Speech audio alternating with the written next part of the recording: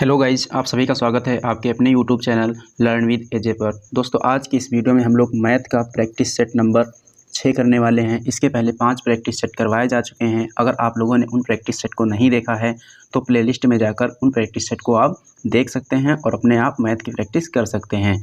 और ये जो प्रैक्टिस सेट हैं यह एसएससी, जीडी और यूपीपी के लिए बहुत महत्वपूर्ण है।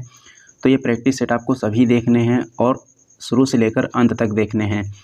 तो चलिए दोस्तों, बिना देरी किए हुए शुरू करते हैं और देखते हैं आज के अपने इस प्रैक्टिस सेट के प्रश्नों को।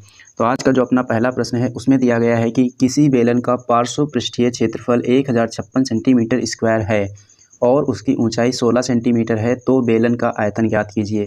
तो यहाँ पर आपको पार्श्व पृष्ठीय क्षेत्रफल दिया गया है और कितना दिया गया है, 1056 दिया गया है। साथ साथ आपको ऊँचाई भी दी गई है और पूछा क्या गया है, बेलन का आयतन पूछा गया है। तो पार्श्व पृष्ठीय क्षेत्रफल कहे या वक्र पृष्ठीय क्षेत्रफल कहे, और भी किसका, बेलन का। तो इसका एक फॉर्मूला होता है, वो आप लोगों को याद रखना है। बेलन का जो वक्र पृष्ठीय क्षेत्रफल कहे या फिर पार्श्व पृष्ठीय क्षेत्रफल कहे, बात एक ही है। बेलन का वक्र पृष्ठीय क्षेत्रफल का जो फॉर्मूला होता है वह होता है 2πr/h। और ये किसके बराबर में दिया गया है, 1056 के बराबर दिया गया है। तो यहाँ पर हम 2πr/h को किसके बराबर रख लेंगे, 1056 के बराबर रख लेंगे। 2 का मान 2 रहेगा, पाई का मान कितना होता है, 22/7, 22/7 रख लेंगे। r का मान हमको पता नहीं है और ऊंचाई कितना दी गई है, ऊंचाई दी गई है 16 सेंटीमीटर।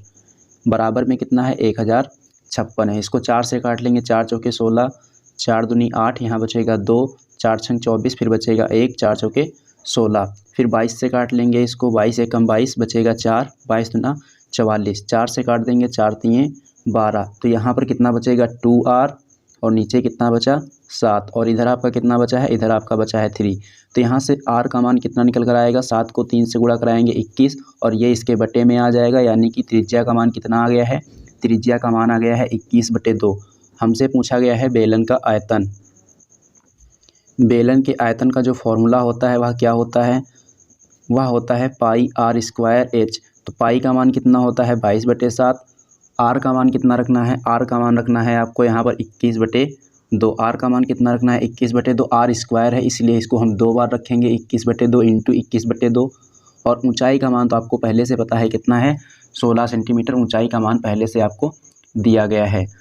अब यहाँ पर देखेंगे, इसको काट लेंगे, 2 से काटेंगे इसको 8 बार, 2 से काटेंगे इसको 4 बार, 7 से काटेंगे इसको 3 बार, 7 तियाँ 21। अब हम क्या कराएंगे, इसका गुणा करा लेंगे। 22 से कम कितना होता है, 22, 22 दूना 44, और 2 कितना होता है 46, यानी कि 22 गुणे 21 हो जाएगा 462, और 3 गुणे 4 कितना हो जाएगा 12। 462 में 12 से गुणा कराना है, कितना आ जाएगा, 12 दूनी 24, कैरी आएगा 2, 12 छंग 72, 2 होता है 74, कैरी आएगा 7, 12 चौके 48, और 7 कितना होता है 55। और घन का बेलन के आयतन का मात्रक क्या होता है, घन मीटर या घन सेंटीमीटर, जो आपको दिया गया है। सेंटीमीटर दिया गया है तो घन सेंटीमीटर। तो सही जवाब इसका क्या हो जाएगा, 5544 घन सेंटीमीटर, ऑप्शन नंबर डी। तो यहाँ पर आपको 2 फॉर्मूले याद रखने हैं, आपको ये आगे भी काम देंगे। क्या याद रखना है, बेलन का वक्र पृष्ठीय क्षेत्रफल कितना होता है, बेलन का वक्र पृष्ठीय क्षेत्रफल होता है 2πr/h, और जो बेलन का आयतन होता है वह क्या होता है, ये होता है आपका πr²h। ये 2 फॉर्मूले आपको याद रखने हैं। प्रश्न नंबर 2 में दिया गया है कि किसी बेलनाकार स्तंभ के वक्र का क्षेत्रफल 264 मीटर स्क्वायर है और उसका आयतन 924 मीटर क्यूब है, तो उसके व्यास और ऊंचाई का अनुपात कितना होगा। तो यहाँ पर आपसे क्या पूछा गया है, व्यास। व्यास क्या होता है, d बराबर क्या होता है 2r, और ऊंचाई क्या होती है h, यानी आपसे पूछा गया है 2r/h। ये आपसे अनुपात पूछा गया है। ये अनुपात पता करने के लिए हमें क्या पता होना चाहिए, त्रिज्या पता होनी चाहिए और इसकी ऊंचाई पता होनी चाहिए। अगर त्रिज्या और ऊंचाई पता हो जाएगी तो इनका अनुपात हम लोग निकाल लेंगे। किसी बेलनाकार स्तंभ के वक्र का क्षेत्रफल, हमने अभी आपको बताया था वक्र का क्षेत्रफल कहे या पार्श्व पृष्ठीय क्षेत्रफल कहे, फॉर्मूला क्या होता है, 2πr/h होता है। तो बेलन के वक्र का क्षेत्रफल क्या होता है, बेलन के वक्र पृष्ठीय क्षेत्रफल क्या होता है, वक्र का क्षेत्रफल क्या होता है, 2πr/h होता है। और ये 2πr/h किसके बराबर दिया गया है, 264 मीटर स्क्वायर। तो 264 मीटर स्क्वायर रख लेंगे। 2 का मान 2, पाई का मान कितना आएगा 22/7, r का मान कितना आएगा, r का मान कहीं पर दिया नहीं गया है तो निकालना पड़ेगा, और ऊंचाई का मान भी नहीं दिया गया है, तो ये हो जाएगा आपका 264। 22 से काट लेंगे इसको, 22 से कम 22, यहाँ बचेगा 4, 22 दूना 44, 2 1 कम 2, 2 6 12, तो यहाँ बचेगा r इंटू एच और बटे में कितना 7 और बराबर में कितना है 6। तो यहाँ से r इंटू एच बराबर कितना आ जाएगा, r इंटू एच बराबर आ जाएगा 42 मीटर। अब इससे देखते हैं क्या निकलता है, उसका आयतन दिया गया है, क्या दिया गया है, आयतन दिया गया है, यानी कि pi r square h, pi r square h दिया गया है, pi into r square into h कितना दिया गया है 924। पाई का मान कितना होता है 22/7, आर का मान हमको पता नहीं है और ये एच 924। 22 से काट देंगे, 22 चौको 88, बचेगा 4 और 4 44, 22 दूना 44। तो यहाँ से देखो क्या बचा है, आर स्क्वायर एच को हम क्या लिख सकते हैं, आर इंटू आर एच लिख सकते हैं, और ये 7 आपका है और ये 42। अब इस आर एच का मान क्या है, आर एच का मान है 42, तो इसके स्थान पर हम 42 रख देंगे, बटे में 7 और बराबर में 42, तो 42 से 42 कट जाएगा। यहाँ से आर का मान कितना निकला, आर का मान निकला 7। जब आर का मान यहाँ से 7 निकला है तो ये 42 कैसे बना होगा, आर का मान 7 है, इसमें किससे गुणा कराएं कि 42 हो जाए, यानी कि यहाँ पर कितना होगा, यहाँ पर कितना होगा 6 होगा, तभी जाकर ये कितना बनेगा 42 बनेगा। इसका मतलब है कि त्रिज्या का मान 7 हमने निकाला है और ऊंचाई का मान कितना निकाला है, 6 निकाला है। अनुपात किसका पूछा गया, अनुपात पूछा गया है 2r/h का, तो 2 रखेंगे, r का मान कितना है 7 और h का मान कितना है, h का मान है 6। 2 से काटेंगे 3 बार कट जाएगा, तो अनुपात कितना आ जाएगा 7:3। सही जवाब होगा इसका option number B. Next question है क्वेश्चन नंबर 3, और इसमें आपको दिया गया है कि वह सबसे बड़ी संख्या याद कीजिए जिससे 43, 91 तथा 183 को भाग देने पर प्रत्येक दशा में समान शेष रहे, ऐसी संख्या बताइए क्या होगी। तो ऐसा जब भी प्रश्न आता है तो क्या करना है, ये जो हमें संख्याएं दी गई हैं 43, 91 और 183, संख्याएँ कौन सी हैं, 43, 91 और 183। यहाँ पर क्या करना है, एक बार क्या करना है, इन दोनों संख्याओं का अंतर ले लेना है और दोबारा से इन दोनों संख्याओं का अंतर ले लेना है, बाद में पहली और तीसरी, यानी कि पहली संख्या और लास्ट वाली संख्या, इन तीनों संख्याओं का अंतर ले लेना है। और इनके बाद जो हमें अंतर मिलेगा उनका हमें क्या निकालना है, उनका हमें HCF निकालना है, यानी कि मासा निकालना है। तो हमें हमारा जो आंसर है वह हमें मिल जाएगा। तो यहाँ पर क्या दिया गया है, 43 और 91। 91 में से 43 घटाएंगे कितना बचेगा, 11 से 3 जाएगा 8, यहाँ बचेगा 8, 8 से 4 जाएगा बचेगा 4। अब क्या करना है, 183 से 91 घटाना है, 3 से 1 जाएगा 2, 18 से 9 जाएगा 9, 92 बचेगा। अब 183 से 43 घटाना है, 3 से 3 जाएगा 0, 18 से 4 जाएगा बचेगा 14। अब क्या करना है, ये तीन संख्याएं हमें मिल गई हैं, इन तीनों संख्याओं के डिफरेंस से पहले इसका डिफरेंस लिया कितना आया 48, फिर इसका डिफरेंस लिया कितना आया 92, फिर पहली और लास्ट वाली संख्या का डिफरेंस लिया कितना आया 140। जो डिफरेंस आया है हमें उसका क्या निकालना है, HCF निकालना है, यानी कि मासा निकालना है। इसको 4 से काटेंगे, 4 एकम 4, 4 दूनी 8, 4 दूनी 8, 4 तीन 12, 4 तीन 12 और 2 बचेगा, 4 पंजे 20। अब इसमें कुछ कटेगा कि नहीं कटेगा, कोई भी ऐसी संख्या नहीं है जो सभी में कॉमन हो, तो इसका मतलब है इनका HCF कितना होगा, इनका HCF होगा 4, और यही हमारा आंसर है। सही आंसर होगा option number C. Next question है क्वेश्चन नंबर 4, और इसमें आपको दिया गया है कि 2 पाइप किसी खाली टैंक को अलग अलग क्रमशः 24 मिनट तथा 40 मिनट में भर सकते हैं, तथा एक तीसरा पाइप प्रति मिनट 30 गैलन पानी खाली कर सकता है। यदि तीनों पाइप खुले रखे जाएं तो खाली टैंक 1 घंटे में पूरा भर सकता है। तो टैंक की धारिता बताइए, टैंक में कितना पानी आ सकता है। तो यहाँ पर 2 पाइप हैं, ये किसी खाली टैंक को अलग अलग भरते हैं, तो 24 मिनट और 40 मिनट में भर सकते हैं। माना पहला पाइप ये है और ये 24 मिनट में भर सकता है, दूसरा पाइप बी है, ये 40 मिनट में भर सकता है। और उसके बाद क्या कहा गया है, यदि तीनों पाइप खुले रखे जाएं तो टैंक 1 घंटे में भर जाता है। 1 घंटे का मतलब कितना है, 60 मिनट में भर सकता है। मिनट हमने क्यों लिया, क्योंकि ये सभी टाइम किस में दिए गए हैं, मिनट में दिए गए हैं। तो जब ये तीनों पाइप साथ साथ काम करते हैं तो कितनी देर में भर जाता है, 60 मिनट में। तो यहाँ पर 60 रख लेंगे। अब क्या करना है, इन तीनों संख्याओं का हमें लासा लेना है। इन तीनों संख्याओं का लासा लेंगे इस तरीके से, 24, 40 और 60। लासा तो वैसे 120 आएगा, अगर डायरेक्ट आपको नहीं पता है कि 120 आएगा तो ऐसे इस प्रकार से हम निकाल सकते हैं। तो 2 से काटेंगे 12 बार कट जाएगा, 2 से काटेंगे 20 बार, 2 से काटेंगे ये 30 बार कट जाएगा। फिर 2 से काटेंगे 6 बार, 2 से काटेंगे 10 बार, 2 से काटेंगे ये 15 बार। 3 से काट देंगे, 3 दूनी 6 और ये 10 का 10 रहेगा और 3 पंजे 15। 2 से काट देंगे, 2 एकम 2, 2 पंची 10 और 5 का 5 रहेगा। 5 से काट देंगे, 5 एकम 5, 5 एकम 5, 5 एकम 5। सभी को गुणा करा लेंगे, 2 गुणे 2 4, 4 गुणे 3 12, 12 गुणे 2 24, 24 गुणे 5 कितना हो जाएगा 120। तो इन तीनों संख्याओं का लासा कितना आ जाएगा, तीनों संख्याओं का लासा आ जाएगा 120। 120 में 24 से भाग देंगे कितना आएगा 5, 120 में 40 से भाग देंगे कितना आएगा 3, 120 में 60 से भाग देंगे कितना आएगा 2 आएगा। देखो ए की कार्य क्षमता कितनी है 5, बी की कार्य क्षमता कितनी है 3, तो 5 और 3 कितना बना 8। तो यहाँ पर ए बी और सी की क्षमता 2 कैसे रहेगी? देखो ए की क्षमता है 5, बी की क्षमता है 3, ये भरने वाले हैं इसलिए ये पॉजिटिव में है यानी कि प्लस में है। अब 5 3 8 बना, 8 में से कितना घटा दें कि 2 आ जाए, 8 में से कितना घटा दें कि 2 आ जाए, तो 8 में से 6 घटा देंगे तो 2 आ जाएगा। इसका मतलब सी किस दर से पानी खाली करता है? सी 6 की दर से पानी खाली करता है। अगर ये पूरी टंकी को खाली करना चाहता है तो कितने मिनट में खाली कर देगा? तो 6 से इसमें भाग दे देंगे, 6 दूना 12, यानी कि 20 मिनट में ये पूरी टंकी को खाली कर देगा।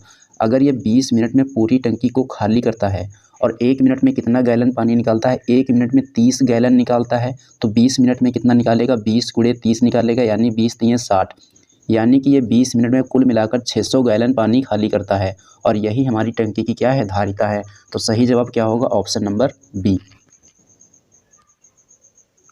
नेक्स्ट क्वेश्चन है क्वेश्चन नंबर 5 और इसमें आपको दिया गया है कि प्रथम 100 धन पूर्णांकों का औसत क्या होगा।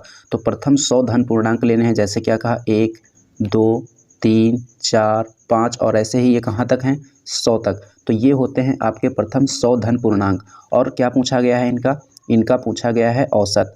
तो ऐसा जब भी दिया जाए कि आपको लगातार संख्याएं पता हों, लगातार संख्याएं पता हों, या फिर हम कह सकते हैं कि संख्याओं के बीच का डिफरेंस सेम हो। जैसे 1 और 2 के बीच का डिफरेंस कितना है 1, 2 और 3 के बीच का डिफरेंस कितना है 1, 3 और 4 के बीच का डिफरेंस कितना है 1। तो हम ये भी कह सकते हैं कि जब संख्याओं के बीच का डिफरेंस सेम हो तो उनका औसत निकालने के लिए क्या करते हैं? पहली संख्या प्लस अंतिम संख्या और बटे 2 करते हैं तो हमें क्या प्राप्त होता है? औसत प्राप्त होता है। पहली संख्या है 1, अंतिम संख्या है 100 और इसको 2 से भाग देंगे तो कितना आएगा? 101 बटे 2, 101 बटे 2 मतलब 2 पंजी 10, 50 से 2 बार कट जाएगा, 50 दूना 100 होता है, बचेगा 1, पॉइंट लगाएंगे, 0 बढ़ाएंगे, 2 पंजी 10, यानी कि 50.5 इन संख्याओं का औसत हो जाएगा। सही जवाब होगा option number C.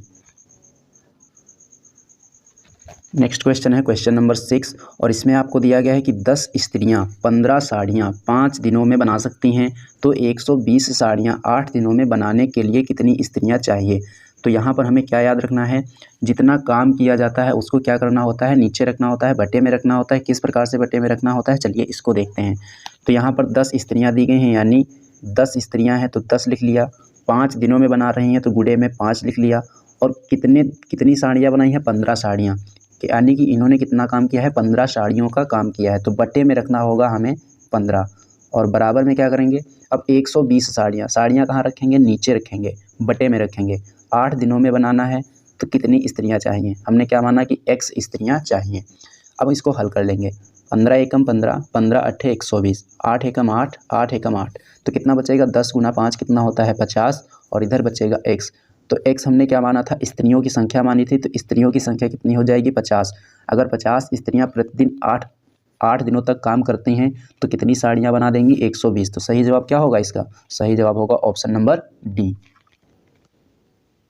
Next question है क्वेश्चन नंबर 7। इसमें आपको दिया गया है कि 0.12 को P बटे Q के रूप में लिखिए। देखो यहाँ पर आपको एक संख्या दी गई है, क्या दिया गया है? 0.12 12 12 और 12, ऐसे ही आपको लगातार ये संख्या दी गई है। इसमें क्या रिपीट हो रहा है? 12 12 12, ये लगातार बार बार रिपीट हो रहा है, तो इसके ऊपर एक रेखा कोष्ठक लगा दिया जाता है जिसको कहते हैं बार का चिन्ह। बार का चिन्ह किस पर लगाया जाता है? जो संख्या बार बार रिपीट हो रही हो। तो यहाँ क्या रिपीट हो रहा है? 1 2 1 2 1 2 1 2 रिपीट हो रहा है, तो 1 और 2 के ऊपर एक साथ हमने क्या लगा दिया? 12 लगा दिया। अब इसको P बटे Q के रूप में बदलने के लिए क्या किया जाता है? जो संख्या लिखी हुई है उस संख्या को हम लिखते हैं, संख्या कितनी है? 12, तो हमने 12 लिख लिया। अब ये जो रेखा कोष्ठक है देखना है कितने अंकों के ऊपर लगा है, तो 1 और 2 अंकों के ऊपर रेखा कोष्ठक लगा है, तो नीचे लिखना है 2 बार 9। कितनी बार 9 लिखना है? 2 बार 9 लिखना है, क्योंकि 2 के ऊपर रेखा कोष्ठक लगा हुआ है।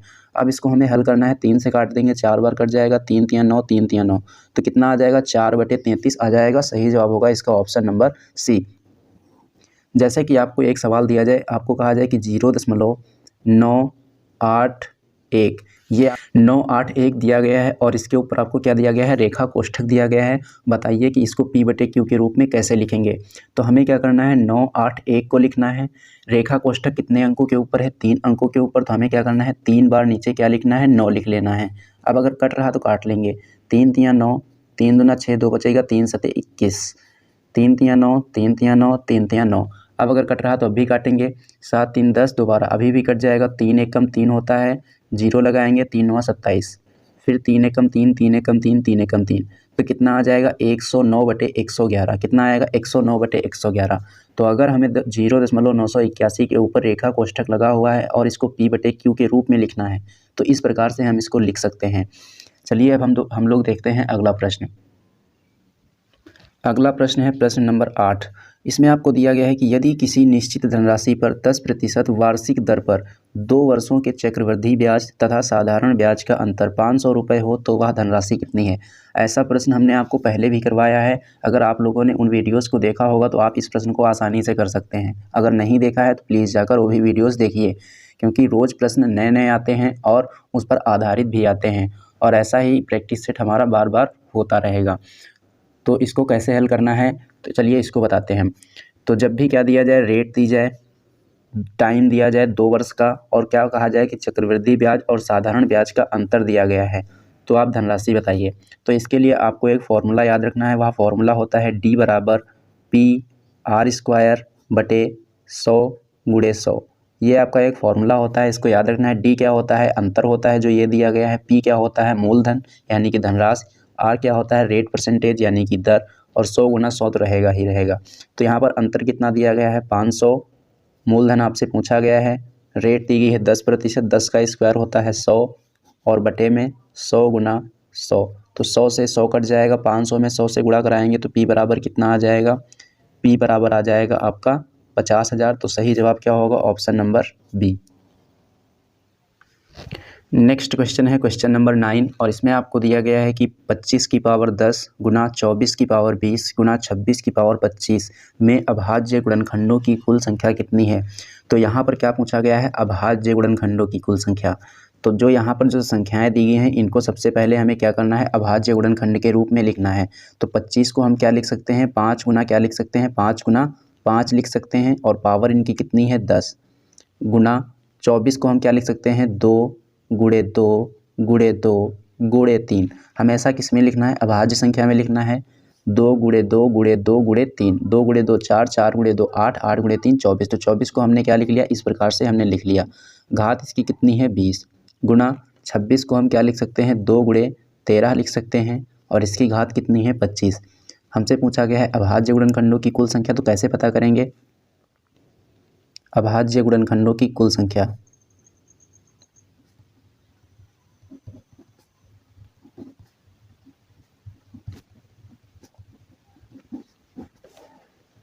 तो यहाँ पर कितनी संख्याएं आ गई हैं, दो संख्याएं आई हुई हैं। तो 2 को 10 से गुणा कराएंगे, कितना आएगा 20।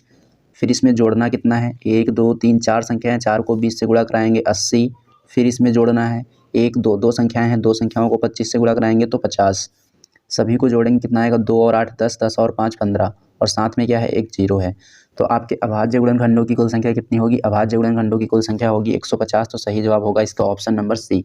अगर आप 24 को जैसे हमने तोड़ा था 2 गुणे 2 गुणे 2 गुणे 3, अगर आप इस प्रकार से नहीं कर सकते हैं तो आपको ये 24 इस प्रकार से लिख लेना है, और आपको इस तरह से फैक्टर कर लेने हैं। 2 से काटेंगे 12 बार, 2 से काटेंगे 6 बार, 2 से काटेंगे 3 बार, 3 से काटेंगे 1 बार। तो 2 गुणे 2 गुणे 2 गुणे 3, और वही यहाँ पर लिखा गया है। इसी प्रकार सभी संख्याओं को आप फैक्टर कर सकते हैं और इस प्रकार से आप लिख सकते हैं। फिर देखना है कि इसके अंदर कितनी संख्याएं हैं, 2 संख्याएं हैं, तो 2 गुणे 10 किया कितना आया 20। इसके अंदर कितनी संख्या है, 4, 4 को 20 से गुणा किया कितना आया 80। इसके अंदर कितनी संख्या है, 2, 2 को 25 से गुणा किया कितना आया 50। सभी को जोड़ा कितना आया 150। तो आपके कुल अभाज्य गुणनखंडों की संख्या कितनी होगी, 150 हो जाएगी। चलिए अब हम लोग देखते हैं प्रश्न नंबर 10। प्रश्न नंबर 10 में आपको दिया गया है कि 10 संख्याओं का औसत 30 है। यदि प्रत्येक संख्या में 5 जोड़ दिया जाए तो नया औसत कितना होगा। देखो 10 संख्याओं का औसत कितना है, 10 संख्याओं का औसत आपको 30 दिया गया है। अब क्या किया गया है, यहाँ पर प्रत्येक संख्या में कितना जोड़ दिया गया है, प्रत्येक संख्या में आपको 5 ऐड कर दिया गया है। तो जब भी ऐसा प्रश्न है कि इतनी संख्याओं का औसत कुछ इतना दिया गया है और उसमें प्रत्येक संख्या में इतना ऐड कर दिया गया है तो नया औसत क्या होगा। तो ये जो पुराना औसत दिया जाता है उसमें जो ऐड किया जाता है इसको हमें ऐड कर देना है, यानी कि 30 और 5 कितना हो जाएगा, 30 और 5 हो जाएगा 35, और यही हमारा क्या होगा, यही हमारा नया औसत होगा, यानी कि सही जवाब होगा ऑप्शन नंबर सी। जैसे हमने कहा कि 100 संख्याओं का औसत कितना है, 101 है, 100 संख्याओं का औसत 101 है। यदि प्रत्येक संख्या में 9 जोड़ दिया जाए तो नया औसत क्या होगा? तो 101 में 9 जोड़ देना है हमको, कितना आ जाएगा? 110। तो नया औसत क्या हो जाएगा? नया औसत हो जाएगा 110। जब भी ऐसा प्रश्न आए आपको इसी प्रकार से करना है। अगला प्रश्न है प्रश्न नंबर 11 और इसमें आपको दिया गया है कि यदि किसी कार्य को ए तथा बी मिलकर 15 दिन में तथा अकेला बी 20 दिन में पूरा करता है तो अकेला ए उसे कितने दिन में पूरा करेगा? तो यहाँ पर जब ए और बी दोनों साथ साथ काम करते हैं तो काम 15 दिन में हो जाता है, और वही काम जब अकेले बी करता है तो काम 20 दिनों में पूरा होता है। पूछा गया है ए अकेला यह कार्य कितने दिनों में कर डालेगा? तो 15 और 20 का हम लोग लासा लेंगे, कितना आएगा? 60। 60 में 15 से भाग देंगे 4, 60 में 20 से भाग देंगे 3। देखो बी की कार्य क्षमता कितनी है? बी की कार्य क्षमता है 3, यानी बी बराबर 3 है। 3 में कितना जोड़ें कि 4 आ जाए? 3 में 1 जोड़ेंगे तो 4 आ जाएगा। इसका मतलब ए की कार्य क्षमता कितनी है? ए की कार्य क्षमता है 1, या 1 के हिसाब से काम करेगा तो बटे करना है 1। 60 में 1 से भाग देंगे, कितना आएगा? 60 आएगा। इसका मतलब ये है कि अगर ए अकेला कार्य को करेगा तो वह 60 दिन में काम को पूरा कर पाएगा। तो सही जवाब क्या हो जाएगा इसका? Option number A. अगला प्रश्न है प्रश्न नंबर 12 और इसमें आपको दिया गया है कि कोई संख्या जब 175 से विभाजित की जाती है तो उसका शेषफल कितना बचता है? शेषफल बचता है 132। उसी संख्या को यदि 25 से विभाजित किया जाए तो शेषफल कितना बचेगा? तो जब भी ऐसा प्रश्न आता है हमें ये 175 से विभाजित किया गया है इस पर ध्यान नहीं देना है, हमें देखना है शेषफल कितना बचा है और किससे डिवाइड पूछा गया है। 132 आपका शेषफल बचा है और 25 से पूछा गया है विभाजित करने पर शेषफल कितना बचेगा। तो 132 में हमें 25 से भाग दे देना है बस। 25 छक्का 150 होता है तो 150 यानी कि 25 पंजे 125, 5 बार जाएगा तो 25 पंजे 125।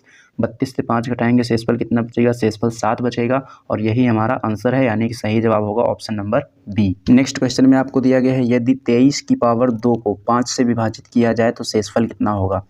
23 की पावर 2 को किससे विभाजित करना है? 5 से विभाजित करना है। 23 का स्क्वायर कितना होता है? 23 का स्क्वायर होता है 529। कितना होता है? 529 होता है, और 5 से इसको भाग देना है। 5 एकम 5 और 0, 5 पंजे 25। तो शेषफल कितना बचेगा? शेषफल बचेगा 4। कितना शेषफल बचेगा? शेषफल आपका 4 बचेगा। तो सही जवाब होगा इसका ऑप्शन नंबर बी। कुछ नहीं करना है, 23 का स्क्वायर निकालना है, कितना आएगा? 529, और 529 में 5 से भाग दे देना है। जब 5 से भाग देंगे तो शेषफल कितना बचेगा? शेषफल आपका बचेगा 4। अगला प्रश्न है प्रश्न नंबर 15 और इसमें आपको दिया गया है कि दो संख्याओं का अनुपात 7:8 है और उनका योग 75 है, तो उन दोनों संख्याओं का लासा ज्ञात कीजिए। तो इनका लासा ज्ञात करने के लिए सबसे पहले हमें क्या पता करना है? सबसे पहले हमको HCF पता करना है। इनका HCF क्या होगा? जो संख्याओं का योग दिया गया है, संख्याओं के योग में इनके योग से भाग दे देना है। 7 और 8 कितना आएगा? 15 आएगा। 15 एकम 15, 15 पंजे 75, यानी कि इनका जो HCF कितना आएगा? HCF आ जाएगा इनका 5। अब हमको क्या ज्ञात करना है? LCM ज्ञात करना है। तो LCM ज्ञात करने के लिए ये जो दोनों संख्याएं अनुपात में दी गई हैं इनको गुणा करा लेना है, और जो हमारा HCF निकल कर आया है उसको इसमें गुणा करा लेना है। तो 7 अठे कितना होता है? या कितना 8 पंजे कितना होता है? 8 पंजे होता है 40, और 40 गुणे 7 कितना होता है? 280। तो आपका लासा कितना हो जाएगा? आपका जो लासा होगा वह होगा 280। इसलिए इसका जो सही जवाब होगा ऑप्शन नंबर डी होगा।